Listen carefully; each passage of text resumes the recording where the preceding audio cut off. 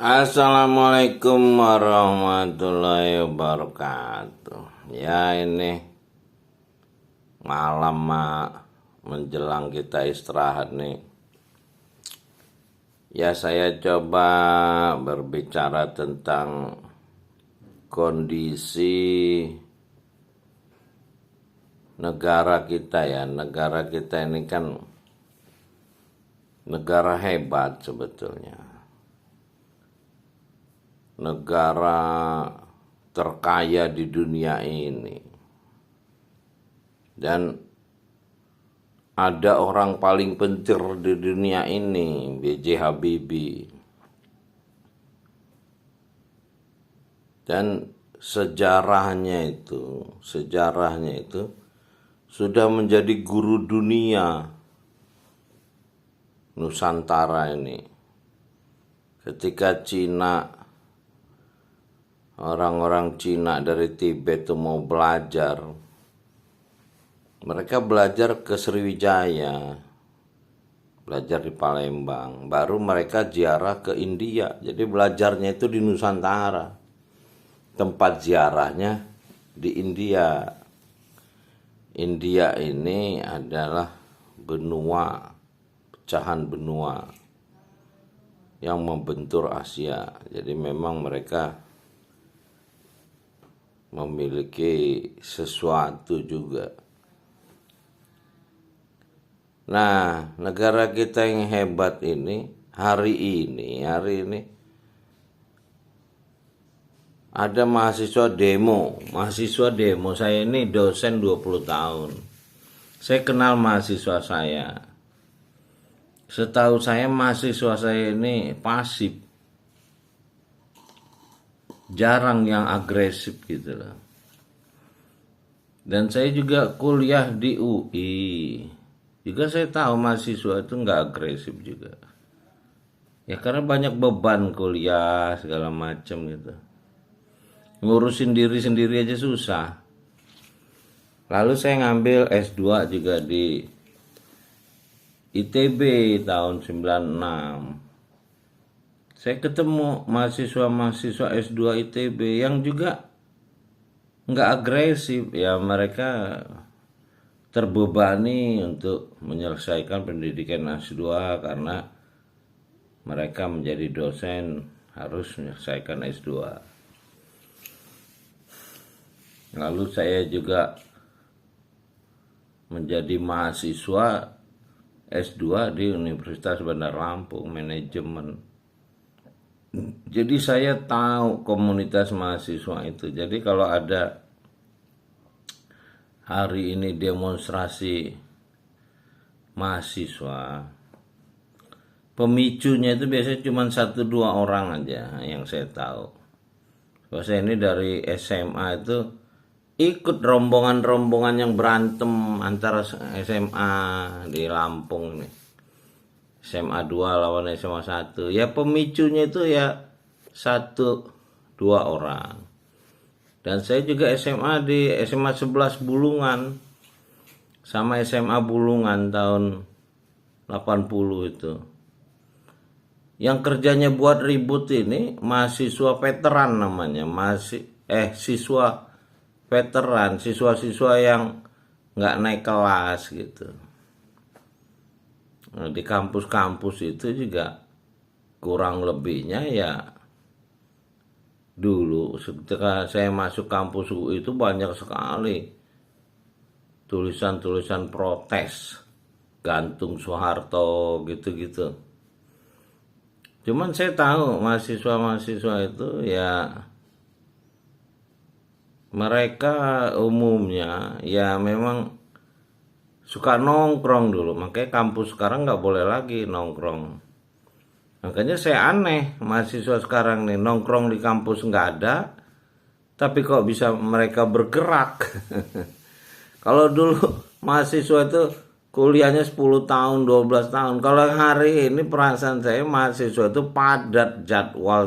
Jadi kalau nggak ada sponsornya kayaknya nggak bergerak dah mahasiswa ini kalau nggak ada yang mendanai. Sebab ya mereka banyak sekali beban dengan SKS yang baru ini. Jadi mahasiswa protes hari ini saya melihatnya banyak sekali keanehan, apalagi nggak didukung rakyat.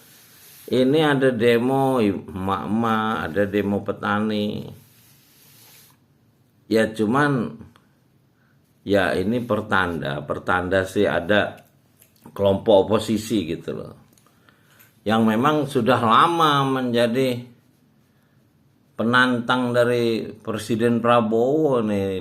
Beliau dari dulu mau menegakkan sesuatu yang baik untuk negara ini. Kejujuran lah. Ya saya ini 28 tahun jadi pegawai negeri. Ya saya tahu benar saya di PU memang gak jujur gitu loh aparatur negara ini. Jadi memang demikian juga di pihak swasta memang gak jujur ya. Bangsa kita umumnya juga gak jujur. Jadi memang saya ngegagas revolusi jujur. Baru kita bisa ngebenahi apa ya pribadi masyarakatnya, baru masyarakat itu bisa mengenal jalan yang benar, kebaikan gitu. Jadi Nabi penutup Muhammad SAW itu dikenal jujur dulu, lalu dia menjauhkan diri dari maksiat di gua Hira, baru dia dapat petunjuk Iqra, bisa belajar kepada penciptanya, bisa ketemu kitab petunjuk, kitab suci itu kan.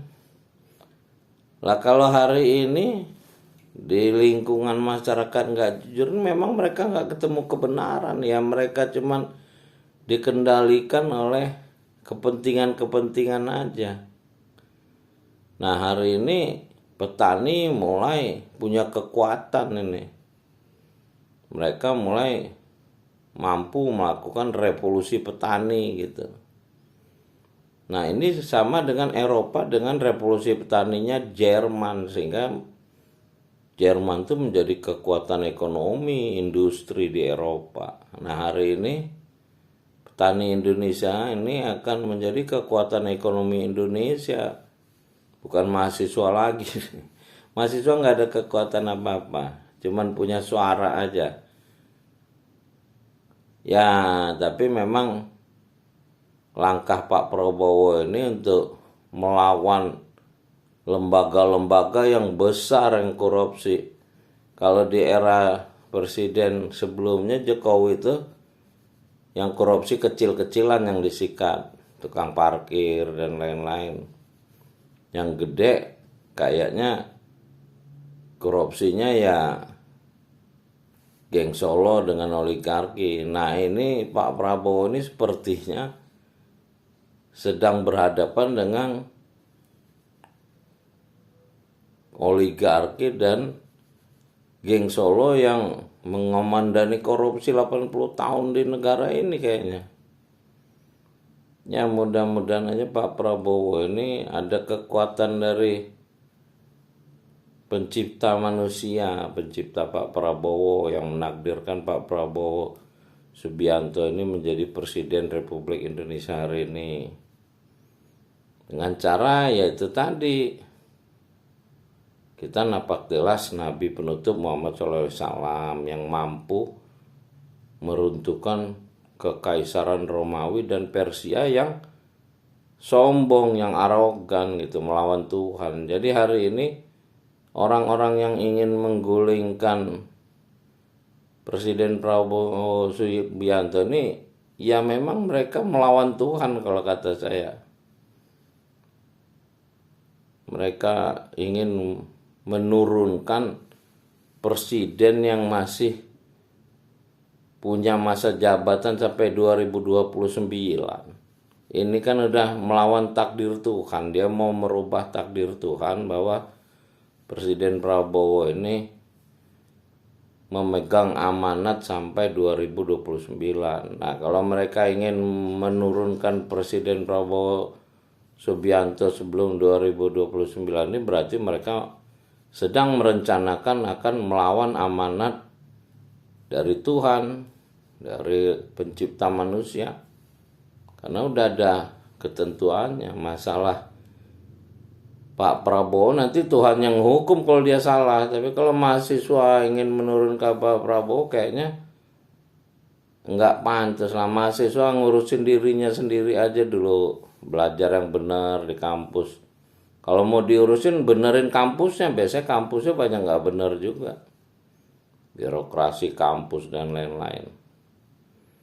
Saya rasa itu aja dulu yang saya coba renungkan gitu dari pengalaman hidup saya yang udah 63 tahun ya. Saya jalanin hidup 63 tahun, masuk birokrasi 28 tahun yang nggak pernah pegang jabatan struktural. Kenapa?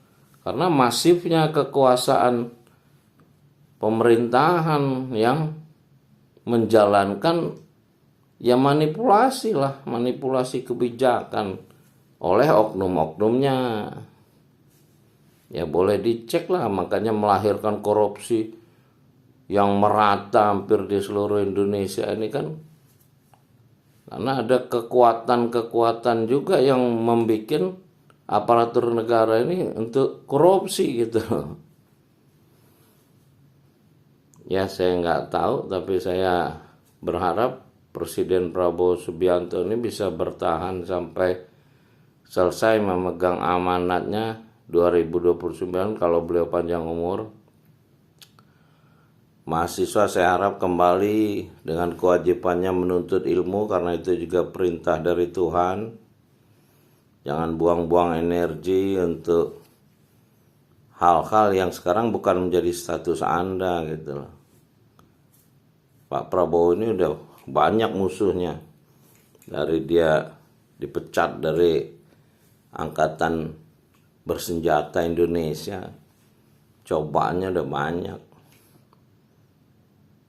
Mudah-mudahan beliau diberi kekuatan yang menolong dari pencipta manusia. Rabbi adil ni'mal khala sedekih wa arini muraja sedekih wa ja'alni min ladunka sultanan nasira.